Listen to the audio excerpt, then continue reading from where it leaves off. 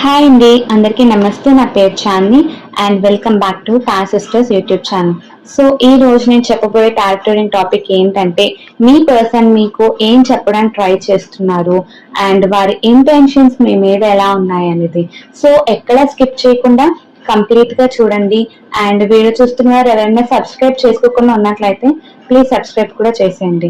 So నేను చెప్పబోయేది general reading కాబట్టి మీకు 50 to 80% అయినా తప్పకుండా రెజనేట్ అవుతుంది. ఇన్ కేస్ రెజనేట్ అవ్వట్లేదు అని మీకు ఎక్కడైనా అనిపిస్తే ఆ పాయింట్స్ ని స్కిప్ చేసేయచ్చు, no issues. Tarot timeless and generals కూడా. సో మీరు ఈ వీడియోని ఎప్పుడు చూసినా పర్వాలేదు, మీరు ఫీమేల్ అయినా చూడొచ్చు, మేల్ అయినా చూడొచ్చు. ఇంకేం కాల్సిన రీడింగ్ లోకి వెళ్ళిపోతాం. యూనివర్స్ ఈ వీడియో చూస్తున్న మా వ్యూవర్స్ గురించి ఏమనుకుంటున్నారు, ఏం చెప్పాలని ట్రై చేస్తున్నారో మాకు చెప్పండి. Universe please provide message for my collective.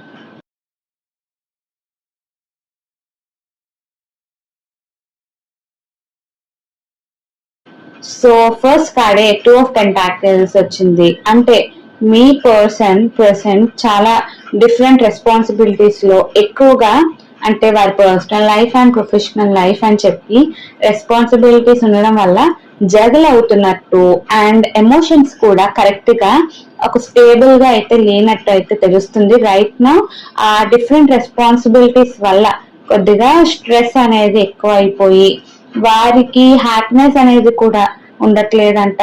And వారి లైఫ్ లో బ్యాలెన్స్ చేయడానికి కూడా ట్రై చేస్తున్నారు, ప్రతి విషయాన్ని ఈక్వల్ గా బ్యాలెన్స్ చేయడానికి. అండ్ వాటిని అంటే ఒక స్టెబిలిటీ అనేది వారి లైఫ్ లోకి తెచ్చుకోవడానికి స్ట్రగుల్ అయితే పడుతున్నట్టు ఇక్కడైతే తెలుస్తుంది క్లియర్ గా.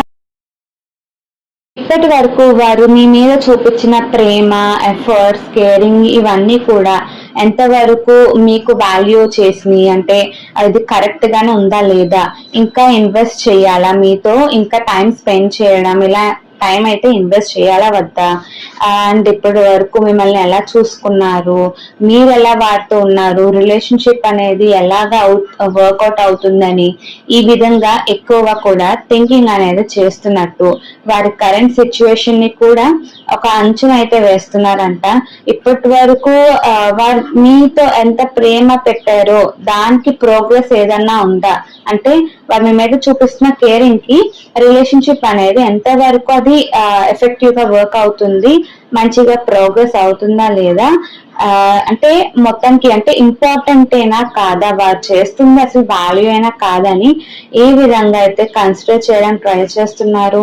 ఇన్ కేస్ అది గాని సరిపోవట్లేదు అంటే ఇంకా మీతో టైం స్పెండ్ చేయాలి, లైక్ బయటకు తీసుకువెళ్ళాలని చెప్పి ఆర్ ఏదో ఒక డిస్కషన్ అనేది మాట్లాడుతూ ఉంటే ఓపెన్ అప్ అవుతారు కదా. సో ఈ విధంగా టైం అనేది మీతో స్పెండ్ చేసి ఇంకా ఎక్కువ కమ్యూనికేషన్ అనేది తెచ్చుకోవాలని అనుకుంటున్నారంట.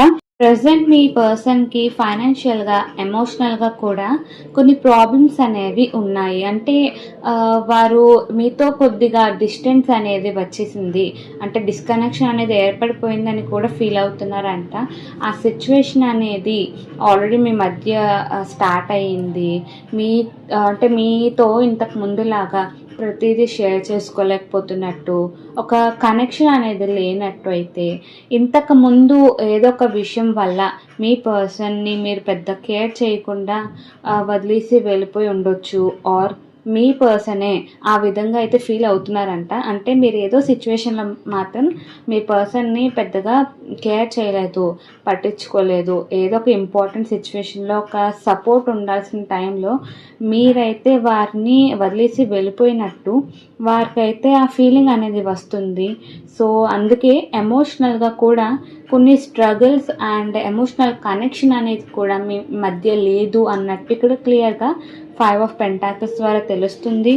మీతో మళ్ళీ ఎలా అయితే కనెక్షన్ పోయిందని అనుకుంటున్నారో, ఎలా అయితే కనెక్షన్ లేదో మళ్ళీ దాన్ని తీసుకురావడానికి ఏదో నేర్చుకుంటున్నారంట. అంటే ఏదో ఒకటైతే ఇప్పటి వరకు వారు నేర్చుకోనిది రిలేషన్లో అవసరమైంది నేర్చుకోవడానికి ట్రై చేస్తున్నారంట.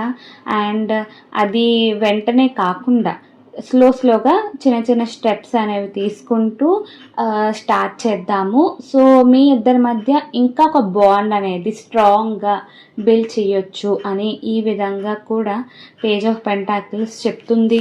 ప్రెజెంట్ అయితే మాత్రం వారు ఎట్టి పరిస్థితుల్లో తొందర పడకుండా నిదానంగానే చేయడం బెటర్. ఏదన్నా సరే నిదానంగా ఆలోచించడం, నిదానంగానే డెసిషన్స్ తీసుకోవడం అని ఈ విధంగా పేషెన్స్తో వెయిటింగ్తో అయితే ఉన్నట్టు.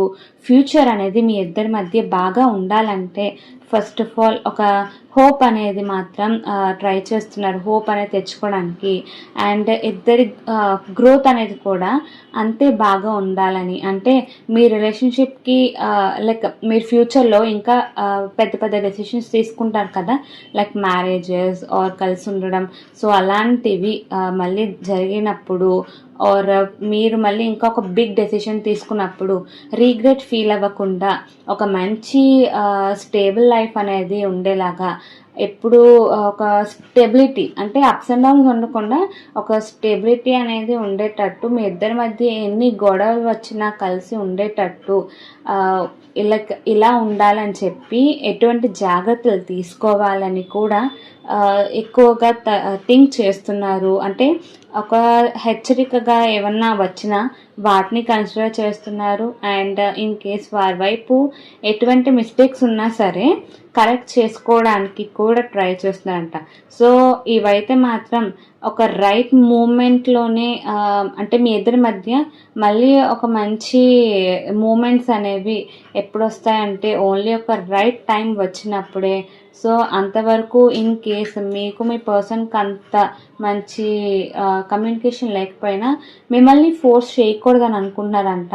సో ఒక రైట్ మూమెంట్ కోసం వెయిట్ చేస్తున్నారు, లేదా రైట్ కండిషన్స్ కోసం వెయిట్ చేస్తున్నారు. అలాంటి టైంలోనే వారు కూడా ఏదన్నా మీతో ఎక్స్ప్రెస్ చేసుకోకుండా ఉన్నట్లయితే అప్పుడు ఓపెన్ అప్ అవుదాము అని చెప్పి వారికి ఉన్న ఫీలింగ్స్ని మీతో ఎక్స్ప్రెస్ చేయాలి అని కూడా వెయిట్ చేస్తున్నారంట. బట్ ఇందాక చెప్పినట్లే సేమ్ 3 of Swords కూడా చూస్తే క్లియర్గా తెలుస్తుంది, ఏదో ఒక హార్ట్ బ్రేక్ అయితే మీ పర్సన్కి ఉంది. అంటే పాస్ట్లో ఏదో ఒక చిన్న తప్పు అయి ఉండొచ్చు మీ వల్ల, లేకపోతే మీ ఇద్దరి మధ్య ఏదో ఒక గొడవ అయితే అయ్యి ఉండొచ్చు. దానివల్ల అయితే మాత్రం చాలా సఫర్ అయితే అయ్యారంట. ఒక హార్ట్ బ్రేక్ అనేది ఇన్వాల్వ్ అయ్యి ఉంది, ఎమోషనల్ పెయిన్తో ఉన్నారు. ఆ హర్ట్ నుంచి అంటే ఏ విషయంకి అయితే గాయపడ్డారో దాని నుంచి కూడా మూవ్ ఆన్ అవ్వడానికి ట్రై చేస్తున్నారు.